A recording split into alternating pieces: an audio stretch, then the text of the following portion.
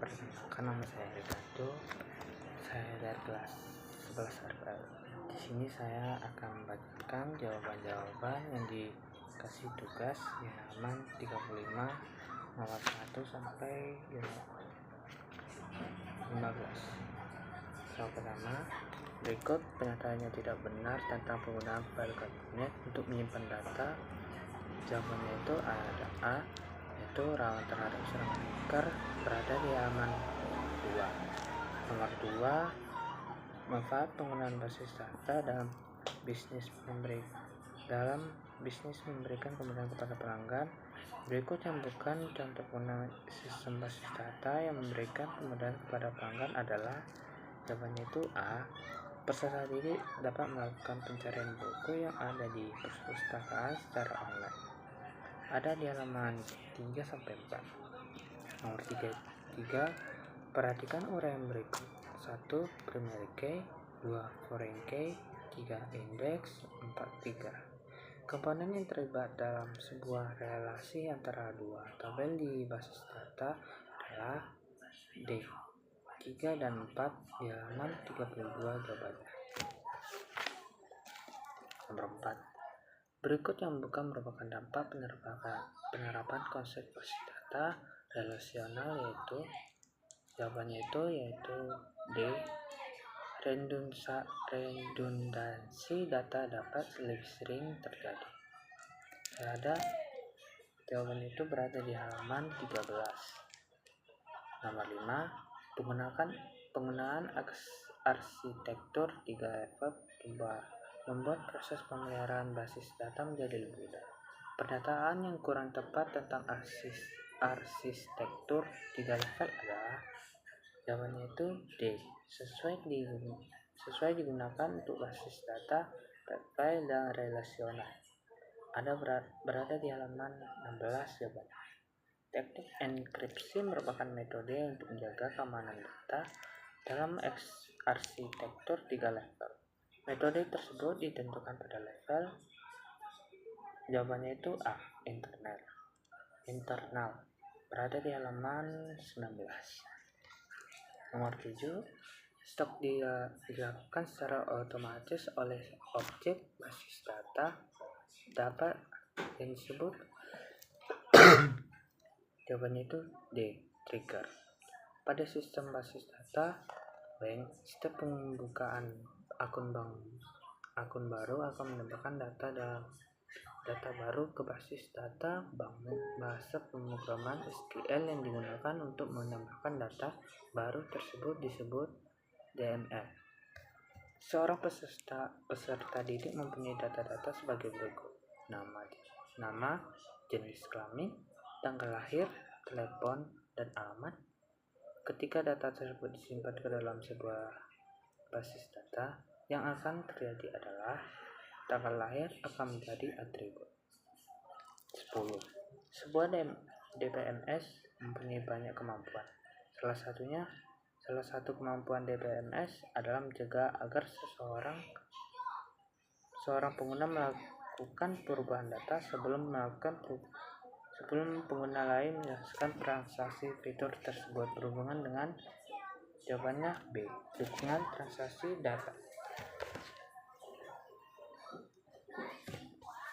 Oke, saya akan lanjut ke esai nomor 1.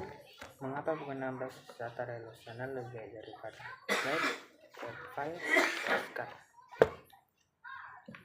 File tidak memiliki struktur terdefinisi dengan jelas dan sering kali tidak memiliki skema yang terstruktur. Sedangkan basis data relasional itu menyimpan data dalam beberapa tabel yang berrelasi atau berhubungan atau saling berkaitan dengan data yang berhubungan secara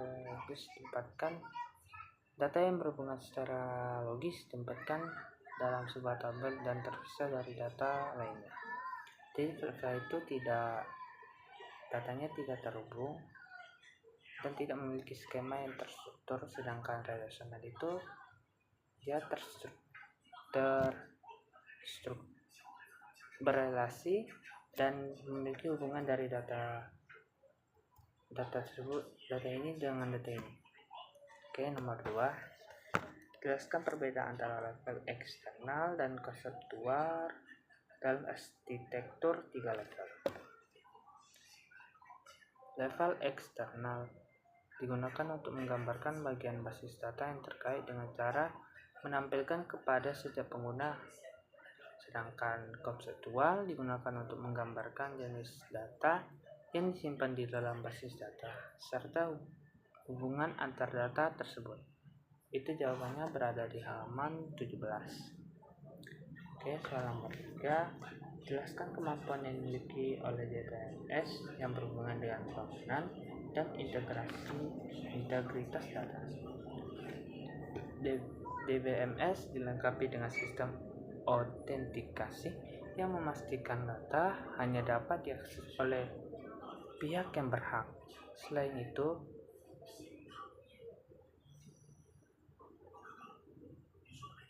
dalamnya DBMS juga memiliki sistem enkripsi data yang meningkatkan keamanan data baik saat data dikirim melalui jaringan maupun saat data disimpan. Itu jawabannya berada di halaman 130. Oke, selanjutnya DBMS dilengkapi dengan kemampuan untuk menjaga dan menerapkan constructs data yang telah ditetapkan sebelumnya. Constructs yang diberlakukan memungkinkan integrasi data tetap terjaga saat terjadi penambahan dan perubahan data dalam basis data. Oke, jawaban itu berada di halaman 29. Jelaskan beberapa penggunaan sistem basis data dalam organisasi dan cara sistem tersebut memberikan kemudahan kepada pelanggan organisasi. Ini saya jelaskan cuma satu saja. Supermarket dan minimarket. Supermarket dan minimarket saat ini dilengkapi dengan sebuah sistem basis data yang memungkinkan semua data barang, stok barang, penjualan, dan penerimaan uang, pesanan barang, dan sebagainya disimpan, dikelola, dan dibagikan kepada pihak yang memerlukan. Cara sistem memberikan kemudahan kepada pelanggan adalah memungkinkan ketersediaan barang dan proses pemesanan barang akan dilakukan ketika stok barang mencapai level yang ditentukan. Itu jawabannya berada di halaman 4. Oke. Apa yang dimaksud dengan istilah rekor, sel, kolom, dan baris? Pertama, rekor. Rekor adalah sebuah entitas yang disimpan dalam sebuah tabel atau relasi terdiri atas tupel atau baris atau rekor. Satu tupel mewakili satu objek dari entitas yang bersangkutan. Berada di halaman 13. Atribut atau kolom atau field adalah karakteristik dari sebuah entitas. Suatu entitas akan memiliki karakteristik yang membedakan dalam basis data. Dalam basis data, entitas akan menjadi tabel, atribut-atribut tersebut akan menjadi kolom atau field. Keempat, sel adalah dalam basis data bagian yang paling kecil dari tabel tempat suatu nilai data disimpan.